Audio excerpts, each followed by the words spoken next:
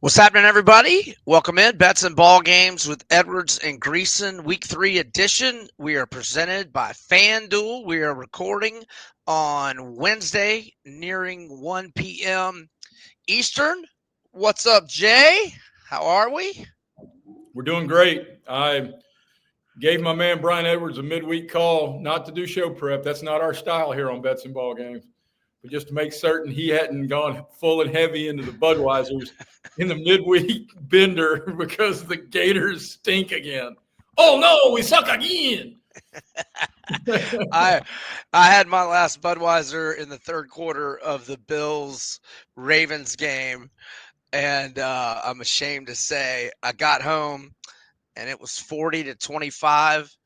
And I fell asleep, and like 11 o'clock the next morning as I'm going through box scores, I'm like, wait, what? How great was the NFL this weekend? It was fantastic, and I was at the bar at noon Central and watching all of them. 12 for 12 on Survivor. It's not much of an entry fee. It's a small entry fee. That's why I have 12. It's not like a thousand, and is it 1,000 or 1,500 an entry for Circa? I'm not sure. All right, we are getting to the good, the bad, and the ugly right away. I will start with the Missouri Tigers, and if you didn't watch or you didn't look at the box score, I mean they barely covered for me, 42-31 win, but it was complete domination. 595 yards to 226. Bo Prabula, 30 of 39, 334, 3 tutties, no picks, 28-13 first downs advantage. They've now won 12 in a row at home, 18 of their last 19 at home. They are now 2-0 against the spread, and they are looking really good. The Mizzou Tigers, Bo Prabula, Ahmad Hardy. I'll have more stats on them and a pick on their game when we get to it in a little bit.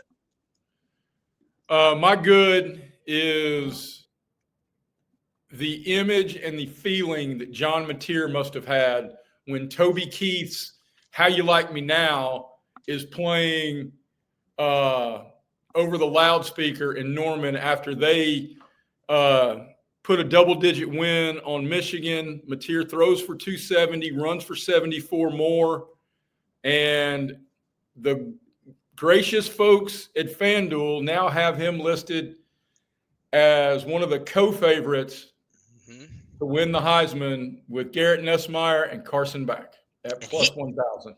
He was throwing some dimes. Oh, man. He looks every bit the part. And yeah, Oklahoma has done a couple things in the offseason that I think a lot of college programs are going to emulate. It's not a new idea to bring an OC and the quarterback come with him, but look for that to be – because now the new offense, you don't have to teach the quarterback. You just got to teach everybody else. The biggest transition for new OCs is always with the quarterback. Mateer is not a first-year player in that offense. So he's just – man, he's paddling like a duck. And Oklahoma Auburn next week is going to be monstrous. Yeah, I'm not saying he invented it, but here recently, the guy that, kind of started it here in recent history was Tyson Helton at Western Kentucky when he got Bailey Zappi and his OC from Houston Baptist. And I think, did Bailey Zappi set I don't know if it was the all-time record for passing yards in a single season, but it was up there. That might still be Timmy Chang or Colt Brennan or Andre Ware. Or it is actually another Houston quarterback. Zappi. Oh, it is Bailey Zappi. I was right. Good. I like it when I'm right. All right, my bad. And here's another, just like Mizzou KU, another extremely misleading final. And I'm talking about South Carolina and South Carolina State. And if you didn't watch it, South Carolina was down 3-0 with 5:01 left in the second quarter. And that's when they got yet another punt return for a tutty by Vakari Swain, who is got 3 punt returns for touchdowns. Kick the damn thing out of bounds, people. Right, right. I mean, What the hell? Okay, so they're down 3-0 with 5:01, 65-yard punt return for a touchdown. They get a 3 and out. They get a 42-yard punt return for a touchdown by Swain, which was a weird. They actually somewhat blocked it, deflected, but it got a good roll for South Carolina State. And they're about to down it, and Swain just runs in there in traffic and grabs it. It looked like he was about to fumble, and then, yeah. Anyway, that was a complete change in the momentum for them. Then they get a 46-yard fumble return for a touchdown in the third quarter, and they got out yarded 270 to 253 by South Carolina State. They got out time of possessed, if you will, 34-39 to 25-21. South Carolina's offense is struggling right now, and it didn't look so bad by the final score, but that was a bad and concerning performance, in my opinion, for South Carolina, which might be leading into another one of my picks later. all right. My bad is, look, Georgia is talented. They've got good players everywhere. But if Diego Pavia is our football hero here on Bets and Ball Games, is the anti-Diego Pavia Mike Bobo? Because that Georgia is constipated as hell. I'm gonna have to think of somebody I dislike more other than Oscar Mayer than Mike Bobo. That's Well, Urban Meyer. I'm certain he's a super wonderful dude. It's the closest thing to nepotism that Kirby Smart could have without somebody on staff being Kirby Smart. I mean, he just, all right, Mike, come on, call the plays. I don't have a defense that nobody's going to score more than 10 against, so it doesn't matter really if you're any good or not. Yeah. No, I hear you. Well, y'all know where I'm going with my ugly, to the swamp. 11 penalties, 103 yards, 2 touchdowns called back, although one of the calls was a little iffy. Gave up 7 TFLs. Brendan Bett with a Marco Wilson type move, spitting in the face when we're in a 2-point game, late fourth quarter. And it was 2nd and 25, wasn't it? What's that? Didn't it turn like a 2nd and 25 into a 1st and 10 on the game-winning drive? See, I meant to go back to play-by-play and watch. So on the SEC in 60, I was watching the other night. I rewound it, and unless they skipped ahead a play, which it didn't look like it, I got to go back and look at the play-by-play. I'm not positive on that. From what I watched on SEC in 60, I didn't think that, but I feel like I had read that late Saturday night. But it was my birthday, and I'd had a few beers. So, and let's be honest, man. When a Grammatica walks out there, you knew it was money, right? Please. I knew once they got to the 35, it was game, set, match, ball game. I knew it was over once they got to the 35. But going back to just the ugly on the Gators of much ugly, but the 66-yard touchdown pass, we've got like 15 players on the field, so the flag goes in the air. So Brown knows he's got a free play, and he throws deep. Nobody on the defensive line was even in a stance. They're looking at the sidelines for the play call. I mean, it was just your vintage Billy Bob, utter confusion. Nobody knows if they're supposed to be in the game. If they're in the game, are we blitzing? What the heck are we doing? Nobody knew. Nobody had a flipping clue. It was just vintage Billy Bob. And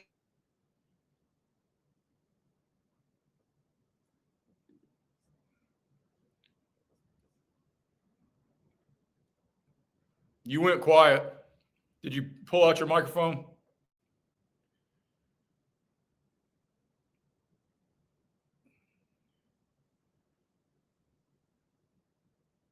just gross. Just gross. It was gross. It was completely gross. And I was fully prepared, but I don't have any way to share your level of angst. Disgust. Right. But I've got an ugly too. But Somebody asked me in my column at timesfreepress.com, what's the over-under on number of games left in Billy Bob's tenure? Well, Andy Staples, who is a Gator, he was at Florida when I was there. He reported yesterday that they've got the buyout money ready, and that I mean, they're gonna let it play out to like mid-October. I mean, but I mean, if we get beat by Miami and LSU, and then there's Texas and Texas A&M. I know. It'll be vintage Billy Bob to beat Texas after losing those two. That'll just be vintage Billy Bob. But if that's why I set it at 4.5, because if they've already pooled the money, you don't want to let him and let DJ Lagway get hot and you go on a streak to save his gig again. Yeah, where we go 7-5 and he saves his job. I mean, no, that 7-5. My ugly, Brian. Lane Kiffin, I expected a hell of a lot more out of you, sir. Us gamblers need you to know the situation and the moments. And for those of us who had Ole Miss -9, that timeout to allow Kentucky to get the field goal unit on the field when they're out of timeouts. Okay, so I was locked in a 4-quarter battle I wasn't expecting. And I was at a bar where I could see it, but I wasn't paying close enough attention to it. I mean, I know they got the late, very, very late cover, but give me some more details. All right, Calzada is knocked out of the game, and I think honestly Stoops should knock Calzada out of the game. Go to the freshman, because as we've said many times on here, you peddle two things as running a program. You either peddle W's or you peddle hope, and at least the upside of a 4-star freshman coming in state to Kentucky is a hell of a lot more exciting than Zach Calzada's 14th stop in a college tour that's as long as John Blutarski's in Animal House. Fat, drunk, and stupid is no way to go through life, son. All right, so the freshman's in. He's running around. It's helter-skelter. Kentucky's out of timeouts. They're trying to get the ball down the field. They're down 10. Right. Kiffin gets mad at his defense. So he calls timeout to come out there and chew somebody's tail. That stops the clock. Somebody gets in Stoops' ear. Some kid who's obviously played Madden, who understands how to manage. Have to kick a field goal now so we get the onside kick for the Hail Mary. Absolutely. I don't understand the coaches who still think we'll go for the touchdown first and then we'll try to make a long field goal. No, it's stupid. It's dumb. As soon as you get in field goal range, you kick the field goal, give yourself as much time for the onside kick. I think every major college program and every NFL team should have an expert video game player just for 4th down and for time clock management to clarify all of this for these guys.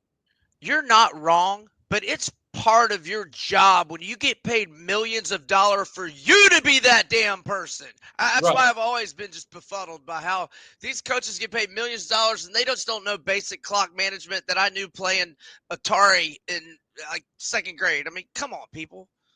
Well, so he calls timeout so he can get some stuff off his chest, and then he looks up and Stoops rightly kicks a field goal with 20 seconds left.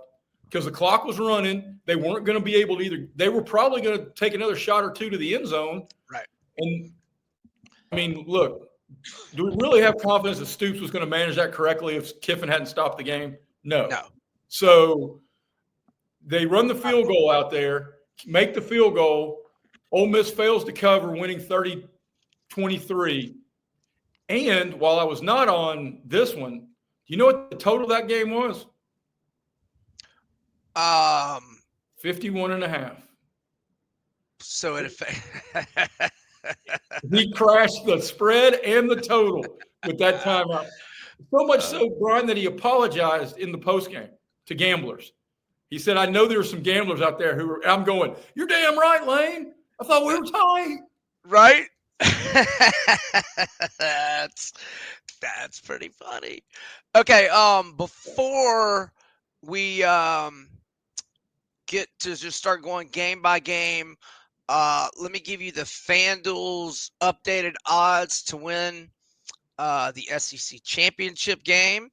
And we have Texas is the plus 270 chalk. Georgia plus 330. LSU plus 550. Bama plus 700 or 7-1. A&M 14-1. Vols 15-1. Auburn and Oklahoma 17-1. Ole Miss 18-1. Florida 22-1. Missouri 45-1. South Carolina 50-1. Razorbacks 80-1. Vandy 200-1. Kentucky and Mississippi State 300-1. Hey, let me ask you something about those numbers right there. Mm-hmm. Considering their schedule, and really all you can look for right now is odds that are beneficial for the teams you think could get to Atlanta, right? Right. With those schedules that we dissected all summer, Tennessee at 15-1 and Missouri at 45-1 feel kind of doable right now. Yeah, I mean, I think Missouri can beat Alabama at home, and let's remember that Missouri's got 2 weeks to prepare for that one, and Alabama is going to be coming off of 2 weeks before playing at Georgia. And as much as it might not sound like much, Vandy at home is a monstrosity revenge game. Yep. So the spot is good for Missouri there, but then they're at Auburn and at Vandy. And they're definitely losing one of those, I think. But then A&M at home, Mississippi State at home. Now at Oklahoma and at Arkansas look a lot more difficult right now than they did a while back. But, I mean, can they win all of those but one? I mean, it's doable. And then you got a 45-1 ticket, and then you just bet the other side in the SEC money line. Yeah, right. No, I think, yeah. No, Missouri, when I saw 45-1, I was like, wow. And Joey Aguilar looks good. And man, oh man, how much did the Vols win that trade? Aguilar for Imaliava and keeping an extra $2 million. And I mean, UCLA should have had to send 2 first-round picks in fantasy land, but yeah, they've won that trade for sure. All right, I've got a bunch of other FanDuel numbers that we'll share as we go, but let me tell you about our good friends at GameTime. SIDEKICKS, officially licensed stainless steel drinkware, all SEC schools, plus over 350 more universities, everything from stainless steel sippy cups, tumblers, and 40-ounce plus bottles and shaker cups. SE16 for the 20% discount to viewers. If you're a Gator like me, you can remember we're a basketball school now. And did you know we signed Scott Strickland to a 3-year extension? I wonder what brilliant idiot in Gainesville or what brilliant idiots that are donors decided that was a good idea. So now when we fire Napier, Scott Strickland's making the hire. Great. Man, oh man, that dude better be cutting checks to Todd Golden left and right because he has galvanized his security in that chair. Yes. He owes everything to Todd Golden. You are going to be so bitter when Auburn hires him away when Bruce leaves. Get the heck out of here. Yeah, right. Yeah, right. Only person hiring him away is the NBA. Okie dokie smoky. We start with Wisconsin at Bama. ABC, noon Eastern. FanDuel currently minus 20.5 on the Tide. If you like Wisconsin to pull what would be a stunning upset and give Kalen DeBoer a pink slip on Sunday morning, it's plus 1060. The total is 46.5. And I thought I wrote down the first. Oh, yeah, here we go. Bama's team total at FanDuel, 33.5, minus 122 to the over. If you like Ty Simpson to throw for 275 yards or more, I think 275 pushes and more, you get plus 168. 300 plus, you get plus 280. Ryan Williams has been upgraded to probable after the concussion against FSU and missing last week. Jam Miller, projected starting running back, but he's been out since mid-ish August. He is a game time decision. Kalen DeBoer is a home favorite, 5-2 against the spread. Luke Fickell as a road underdog at Wisconsin, 1-3 against the spread. Updated lines for Bama. Games of the year, they're +4.5 at Georgia. They're -8.5 at home to the Vols. Their updated odds to win I just said that, 7-1 to win the SEC. And they are adjusted win totals at FanDuel, by the way, folks. You can get adjusted win totals, and Alabama's is 8.5. It's expensive to bet the under. Under Really? -1. Yeah, under -154, over plus 116. They win 73 bagel to ULM last week. Wisconsin starting quarterback Billy Edwards is questionable. Their backup Danny O'Neal last week in a 42-10 win over Middle Tennessee, 23 of 27, 283 yards, 3 touchdowns, and 1 pick. In the opener, Wisconsin beat the Spread Hawks 17-0, and I had Miami of Ohio plus 17.5. Your thoughts? All right. First, you referenced in our good, bad, and the ugly misleading box scores. Wisconsin led MTSU, which lost the week before to Austin bleeping P. By 3 touchdowns. Yeah, 34-14. At halftime at Camp Randall, it's 14-10 Wisconsin. Wow. You don't think there were some tight sphincters up there during that moment? Yeah. There are a few hires that I have whiffed more on than Luke Fickell. I thought he was going to go there, and they've gotten away from power football. They've gotten away from cheese-eating white fat dudes up front that have too many Z's and C's and W's in their name and pushing people around. Look, you mentioned a whole lot of interesting and fun stuff on FanDuel. On the Alabama-Wisconsin game tab, I may dabble with this. You can get Wisconsin not to score a TD at plus 360. Doesn't say shutout, says not scoring a touchdown. That's interesting. So that's very interesting. Consider me Alabama will be one of my plays, especially Alabama -6.5 in the first quarter. I think this is going to be a bloodletting.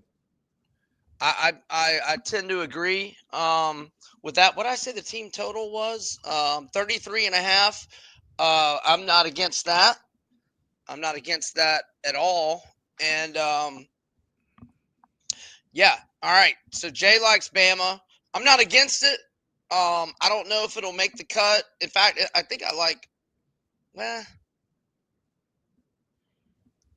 Yeah, I'm strong lean Bama. Strong lean Bama for me. I think that until they get to like comparable talent, I think Kalen DeBoer has to be smart enough that he needs to keep the foot on the accelerator, and we saw that last week. Yeah. And let's not forget they won 42-10 at Camp Randall last week. All right. Last year, yeah. All right, moving on. Oklahoma at Temple, noon Eastern, ESPN 2. I will point out, or let me get to the line first. Oklahoma's -21.5, Temple plus 1060 on the money line. The total is 51.5. But you can get Oklahoma in the first quarter -5.5. You can get them in the first half -11.5. Their team total in the first half specific is 20.5. Updated game of the year for Red River, they are +6.5 to Texas, and that before the season was 10.5. Okay. So 4-point adjustment, which sounds fair. Oklahoma's been impressive. As Jay noted, Mateer is the 10-1 co-favorite to win the Heisman. Their adjusted win total is 7.5, over -162, under plus 122. Under Venables as a road favorite, 3-7-1 against the spread. If we're gonna get, situationally, I mean, this is a sandwich spot after Michigan and pre-Auburn, and I mean, I can't. Are they playing at? Yeah, they're playing at the Link, right, where the Eagles play. I think that's Temple's home stadium. Yes. Okay, and so I will point out, Temple's played nobody. but Nobody. they've kicked the mud out of them, and their quarterback Evan Simon, 9 touchdowns, no interceptions.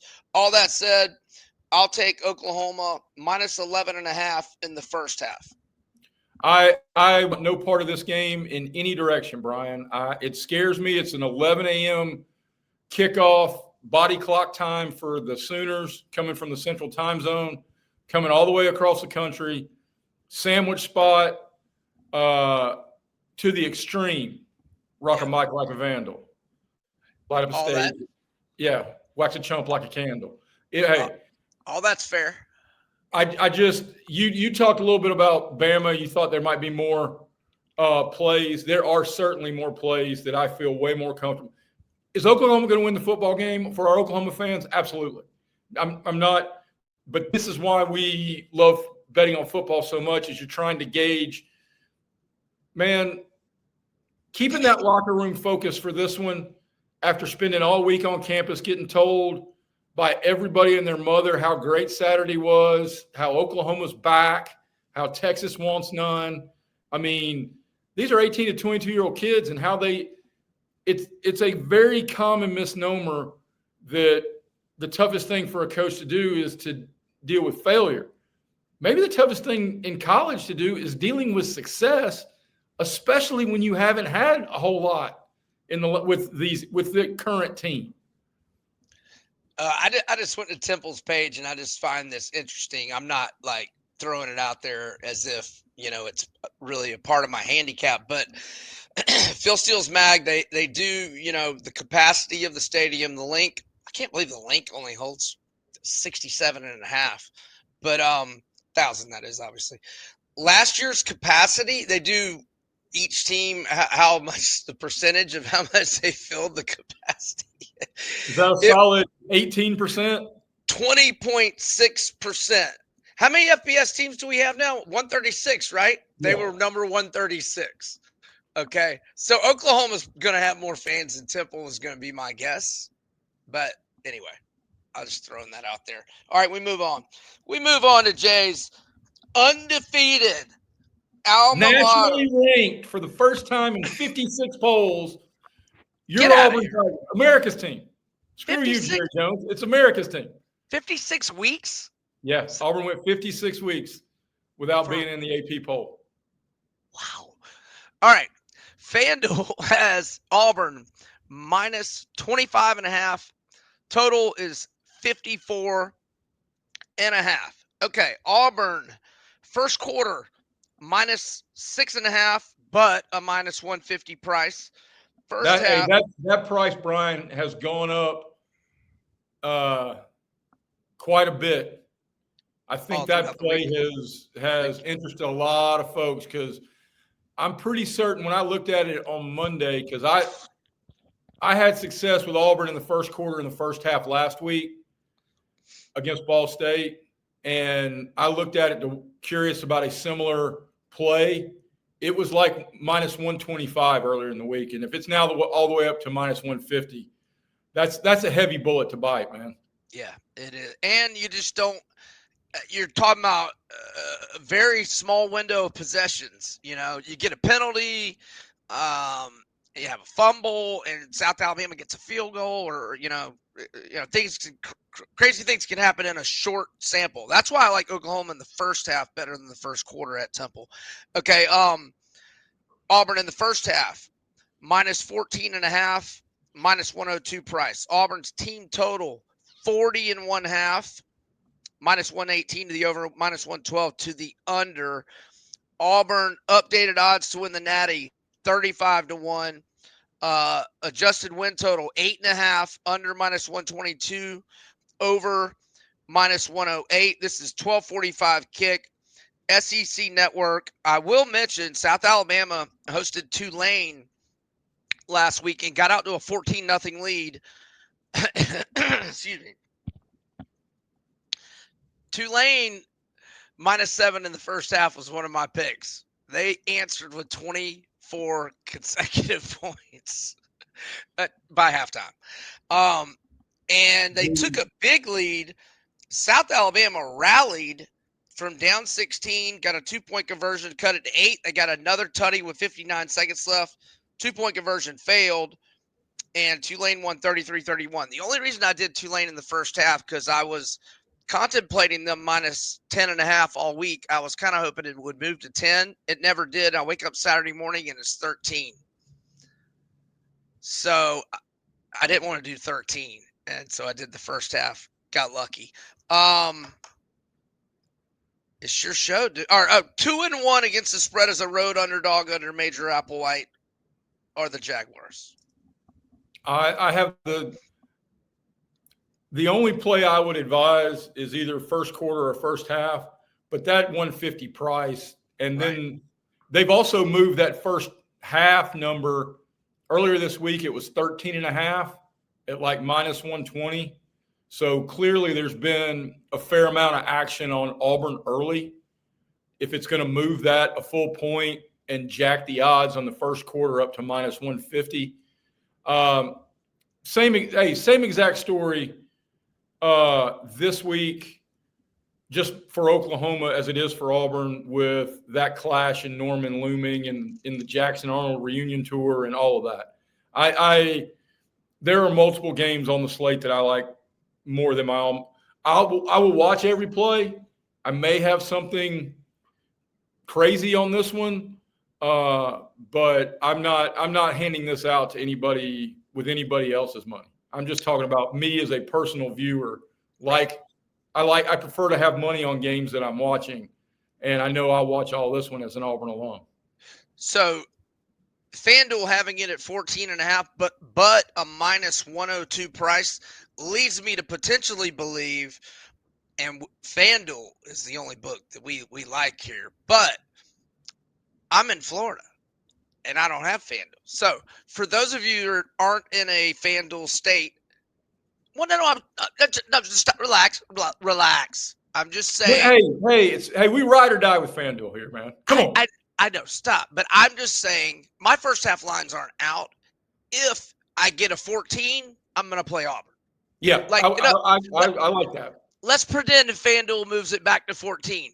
Then would you suggest Auburn? That's a much better intro. I like that so much better. That's all I meant.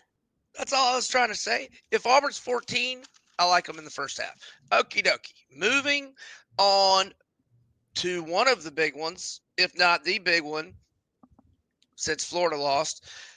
Georgia at Tennessee, 3:30 p.m. Eastern, ABC.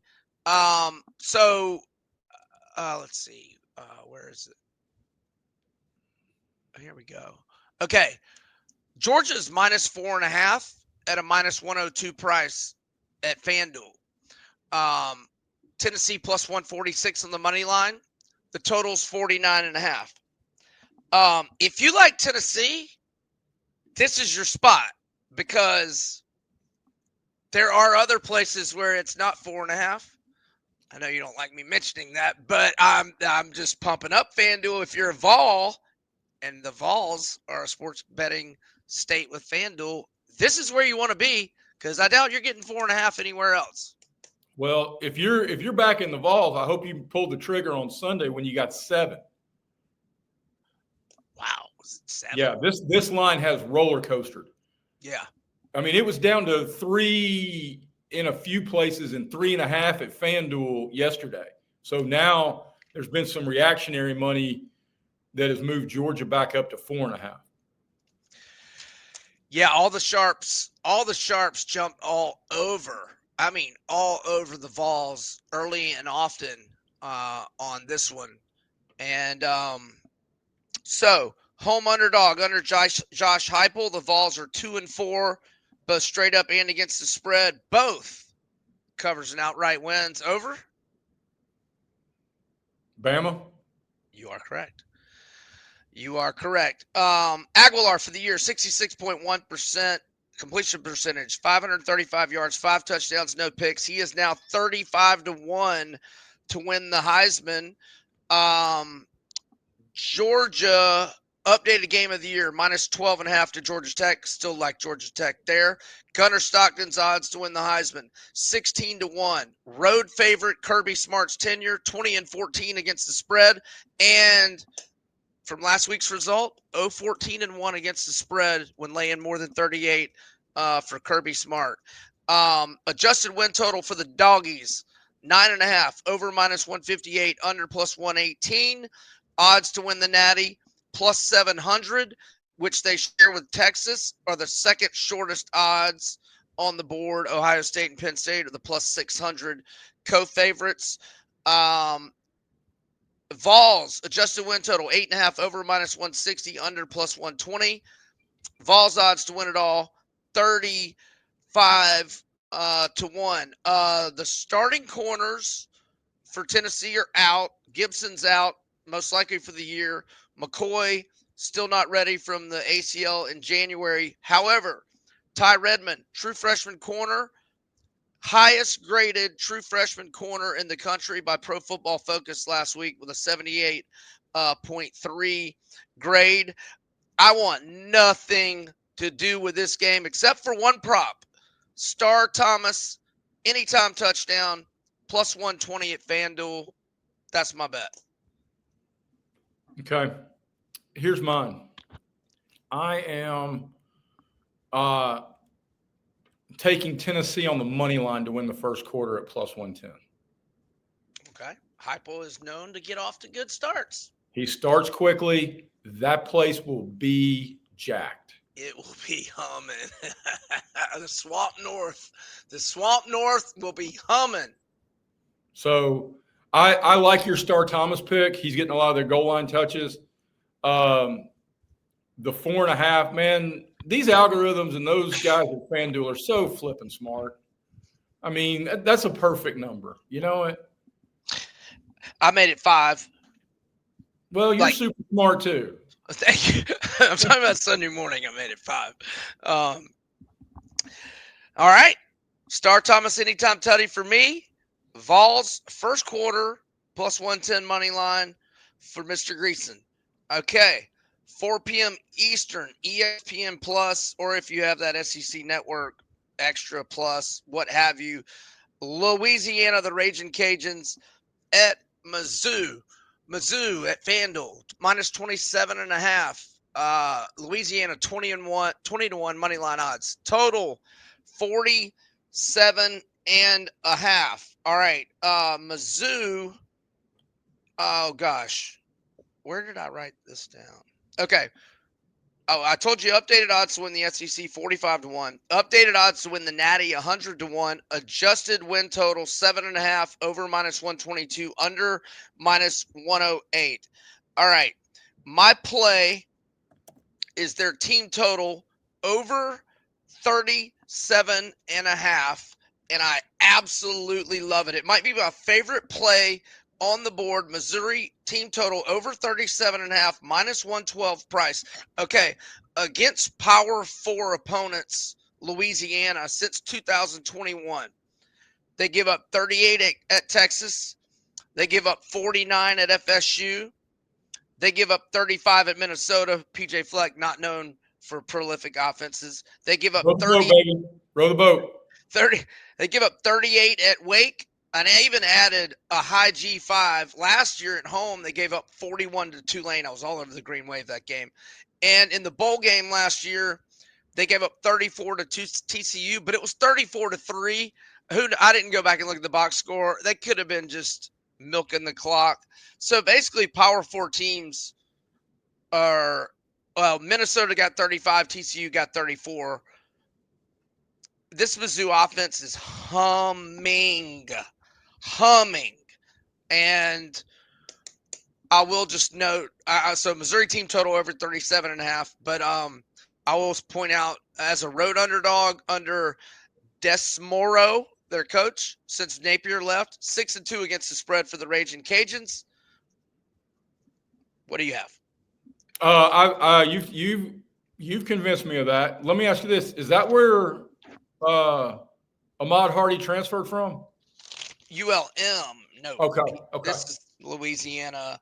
formerly known as UL Lafayette, but you can still call them that Yeah. Okay. if you would like. I'm not as strong on it as you are, but that makes all the sense in the world to me. Yeah. And I'm not against them first quarter, first half, or game, but I'm just putting my eggs in that team total basket. Okay.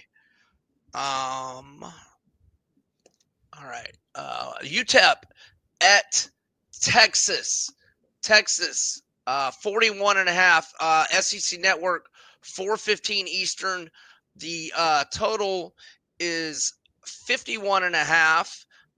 The first quarter line is Texas minus 9.5, minus 132 price. First half, Texas minus 23.5 at a minus 130 price. This game is a hard pass to moi. I agree. I think something of note here, and one of the reasons it's a hard pass for me. Do you know who leads the nation in sacks? UTEP? Yep. Interesting. Yeah. Very interesting. They finished 11th nationally last year in sacks. All right, just to UTEP opened at Utah State. They lost 28-16 as a 5-point dog. Last week at home to UT Martin, they won 42-17.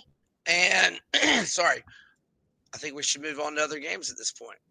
The only bet that would interest me here is you can on FanDuel you can get Texas at plus 185 to win by shutout, and that defense is nasty. It is. I do not disagree. But I'm out on this game too, Brian. All right, Vandy at South Carolina.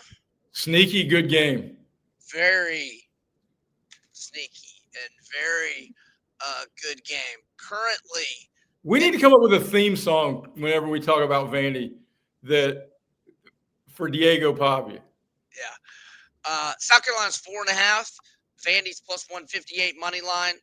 The total is 48.5. I'll let you go first. Most of my plays this week are outside the league, but if I'm on this one, there's no way. Look, Lenore Sellers may be the better pro prospect, but our boy Diego's a better college quarterback currently. Currently, Diego Pavia and Taylon Green and Bo Prabula are the three best quarterbacks in the SEC, and I will not even listen to anything to the contrary through two games. Actually, you owe John Mateer an apology. Oh, yeah, very good, very good. Those are the top four with Mateer. You are correct. I stand corrected. Go ahead. Both these teams have freaks on the outside, but South Carolina can't run for crap. South Carolina's not doing anything. I mean, they had 253 yards against South Carolina State last week. I did see a scary stat that South Carolina's beaten Vandy like 16 times in a row. Does that sound right? They right? have. Only once with Pavia. And let me throw out something else. On the Bussin' with the Boys pod, they asked Diego directly this summer, what game are you looking forward to the most? And he said this one. And the reason why, he said, I lost the game for us last year. They lost 28-7 at home.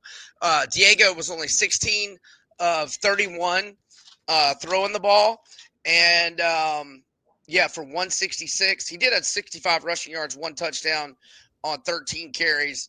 And by the way, he is 10th in the nation in total QBR right now. 32 of 43, 74.4%, 468, 5-1 TDINT, 19 carries, 105 yards, 5.5 yards per carry average. And with the win last week, Vandy now 9-2 against the spread with 6 outright W's as an underdog with Pavia, and 5-0 against the spread with 3 outright wins as a road dog under Pavia. South Carolina corner Judge Collier, questionable with a knee injury, 8 pass breakups, 28 tackles last year as a home favorite. Beamer 11-7 against the spread. With all that said, if Vandy can prevent Vakari Swain from returning a punt and not let Lenore Sellers get loose for a 50-plus yard run touchdown, I mean, I'm on Vandy regardless, but I'm calling for the outright upset, ending the 16-game losing streak.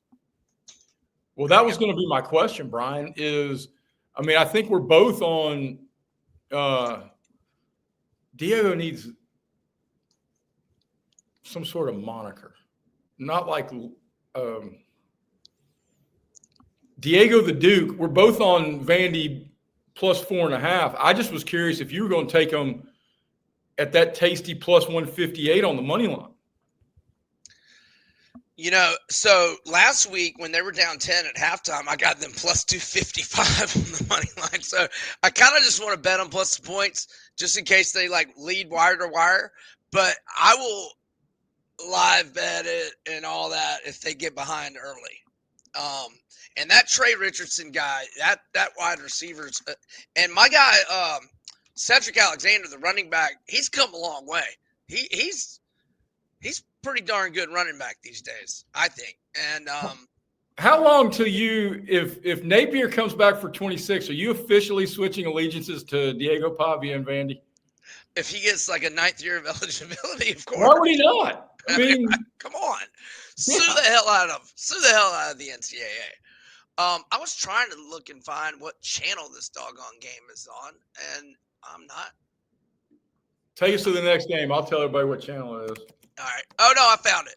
It's 7:45 SEC Network. So I was looking on the 7 o'clock slot. Okay. We move on to Florida at LSU, and this is long. Everybody's been on the Gators all week long, and as I try to find it, right now FanDuel has LSU not only at minus 7.5, and this was 9.5 Sunday morning, but it's minus 105 price to 7.5. So they're getting pretty close to moving it to 7. Florida plus 225 on the money line.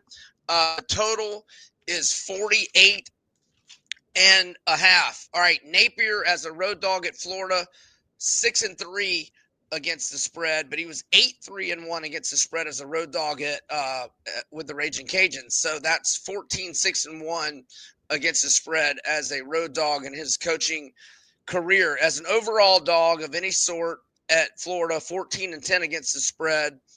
As an overall dog of any sort, entire coaching career, 26-14-1 against the spread. LSU is a home favorite under Brian Kelly, 11-6-1 against the spread.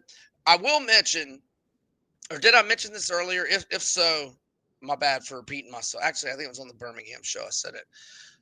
2 of Florida's top 3, 4, 5 best players, in my opinion, because I'm going to put Dallas Wilson in there, the true freshman receiver, and then Caleb Banks, who is first round, second round pick. They haven't touched the field yet. We'll get the injury report tonight. I'm very optimistic they're both going to be ready. LJ McCray, 5-star. He was a true freshman last year, foot surgery, out indefinitely. And LSU is tight end Trey-Dez Green, 6'7". They target him in the red zone a lot. He's out. Last year, 13 catches, 101 yards, but 4 of the 13 catches were touchdowns, and he had a touchdown catch this year as well. I'm on the Gators. I figured you would be, and it's the smarter side, especially as long as it stays north of 7, because it's very real. The conversation we had about how Oklahoma handles success, being told you suck is a pretty big motivating factor too. I mean, you look back at a whole lot of really disappointing losses in recent memory, and the one that jumps into my head was Auburn losing to Vandy last year, and then a week or two later, it came out with a great performance against Texas A&M. Well, you beat ULM 48-14 the next week and covered, and then beat A&M. Yep. So correct. Yes. And along those same lines, I will be all over Miami laying the wood against South Florida. Hard to be up 3 weeks in a row. And nobody's had that kind of schedule to start the year. No, nobody's. Gators and now the Hurricanes, man. Well, that's 3 ranked teams. Yeah. Well, I don't think the Gators are ranked anymore, but when they played them, they were. Right, exactly. And well, they kicked Boise and Florida both out of the rankings. Yes. Yes, they did. This is a pass for me. It's a pass in Red Stick. I know what I was going to say about LSU. They weren't very sharp last week either. Nope. And by the way, our guy, Caden Durham, he's only averaged 3.4 yards per carry, 30 carries, 103 yards, 2 touchdowns. I'm not blaming that on him. I think they've got O-line issues at LSU. And one more point. I know it's only one more data point. It's only 1 week, but that win over Clemson is not aging very well right now. No, it's not. It's aging like a mayonnaise sandwich left in the hot sun. With some type of fish on that, the mayonnaise on some type of and a side of coleslaw. Coleslaw is nasty. Yeah, Troy was up 16-3 at halftime last week. And a scoop of cottage cheese. So, Arkansas at Ole Miss, 7 p.m. Eastern, and that one is on. Gosh, I'm not seeing that one either. All right, Ole Miss is 7.5 minus 102. Arkansas plus 210, the money line. Okay, I saw your reply to my tweet. On Sunday morning, this total was 60.5. I tweeted that I liked the over. Yesterday, it was as high as 63 at some books. It's 62.5 at most. And then I saw earlier today it was down to 61, and FanDuel's down to 60.5. I'm all over the over, and I have some good reasons why, and here they are. 3 of the last 4 head-to-head combined scores, 94, 69, and 103. 7 of the last 10 head-to-head, 64 or more. Ole Miss gets Luke Haas back this week, who got hurt in early August, the former Arkansas tight end that I'm a big fan of in general. I like the over. I'm a little concerned Austin Simmons, but he's probable, and I'm hoping he's just going to be good. I know he got banged up last week. What do you think here? One, Kiffin's already said he's going to be just fine. So I don't know if somebody thinks they know something to change this line or if it's just reactionary to the market. We've talked about this multiple times all summer. Yeah. One, we're both super high on Austin Simmons, and one of the things about playing overs here, if there's been one hiccup for Austin Simmons, is that he has far too often thrown to the guys in the other jersey. Well, if you're on the over, unless you're doing that in the end zone, that's right. A good thing. I mean, being turnover prone, you get a pick six, you get a short field.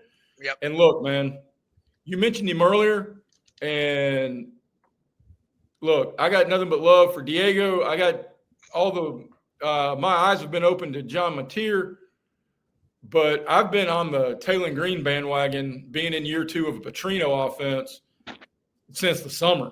And I can remember talking to you about a couple, 3 weeks ago before the season started, betting hunches. I said Arkansas overs are going to be a thing all year. Yeah. And I'm on the over on this one too. Yep, me too. And I thought it was going to shoot through the key number of 63. I'm absolutely thrilled that it has come down so much. One more stat for you. As a road underdog during Sam Pittman's tenure, Arkansas is 11-4 against the spread. As an underdog of any sort under Sam Pittman, Arkansas is 23-11-1 against the spread. And as a home favorite under Lane Kiffin, Ole Miss is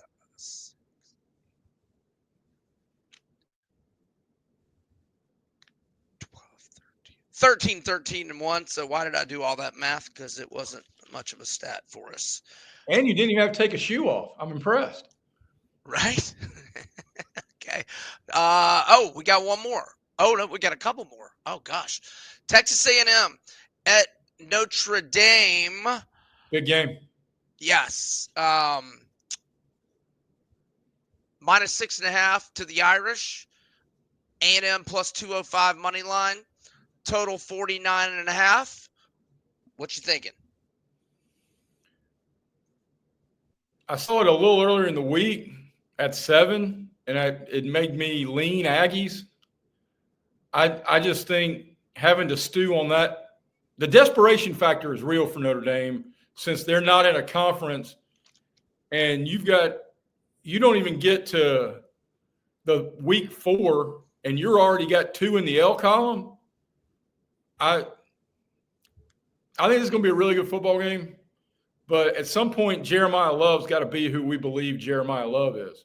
And that could very well be this week. This is the first road dog spot under Elko. Nice road schedule than last year, A&M. As a home favorite under Freeman, Notre Dame is 9-8 ATS. The Irish had 2 weeks to prepare. I know Marcel Reed got a little banged up there late in the game. I mean, I guess he's okay. We'll have the injury report tonight. We're doing the show Wednesday, so we're not privy to that. Hard pass for me here. Yeah, I got a difficult. I just have a hard time putting a finger on an angle here. You know it. Yeah, I don't. And I mean, I had A&M against Notre Dame in the opener last year, and that went very poorly. Okay, Kentucky at home to Eastern Michigan. Kentucky minus 23.5. Total 46.5. So loyal, longtime listeners may be aware of my affinity for Chris Creighton and Eastern Michigan. I have been calling Chris Creighton the underdog king for about a decade. Back going into the season, well, they're 0-1 as a dog this year, but the last 40 as a road dog since 2016, they were 30-10, so now they're 30-11 because they lost 52-27 at Texas State. But I will point out Texas State won outright on the road to the beep beep UTSA Roadrunners last week, but then EMU lost 28-23 to Long Island. Oh, really? The Long Island Tees, Yes. Ice Tees. Yeah, Long Island bounced back from the swamp beatdown and went to the factory and won 28-23. So look, you don't want to mess with Chris Creighton as a road dog, but I think he's got one of his worst teams. And I mean, they got so rated by the portal. All their best players got snatched up, and I feel bad for my guy. Well, it is. I'm about to give you a little more ammo to get back on your Chris Creighton bandwagon. In the SEC teleconference, Mark Stoops did not name a starter, but he did state that freshman Cutter Boley has taken all the first-team snaps this week. Because of injury, right? To Calzada?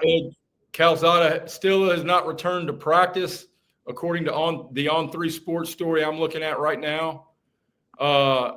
And I know it's a different level of competition, but whether it was nerves, whatever it was, Boley was not super smooth when he came in relief for the injured Calzada against Ole Miss. East Carolina's quarterback is Noah Kim, formerly of Coastal Carolina. And I want to say he started his career at Michigan State, but I could be wrong. All right, picks on other games. Go. I have got to look one up because I don't have the line in front of me here on FanDuel. But I will be on Miami. Right now it's 17.5. I'd like for that to drop half a point, but I'm not holding my breath on it. It's 17.5 at minus 105, so you could probably buy it to the key number 17 at probably only like minus 115 or minus 120 if you. I probably will have a similar approach with Pittsburgh, which is now at minus 7.5 at minus 105, going to Morgantown, but this is not your daddy's West Virginia scrappy, fast bunch of Mountaineers. They've lost their two best offensive players, and that's coming even after a season-opening loss to Ohio 17-10, where they got like 230 total yards of offense. And this is a nasty rivalry game, and I think Pittsburgh will take every opportunity to keep its foot on the accelerator. Yeah. I like Haynes King over 48.5 rushing yards in the Georgia Tech Clemson game, and I'll just throw it out there. The line value's gotten sucked out of this one, kind of like Tennessee. I mean, I was wanting to get, wasn't this line 8? It was 8.5 in the summer, and I was all about taking the Ramblin' Wreck.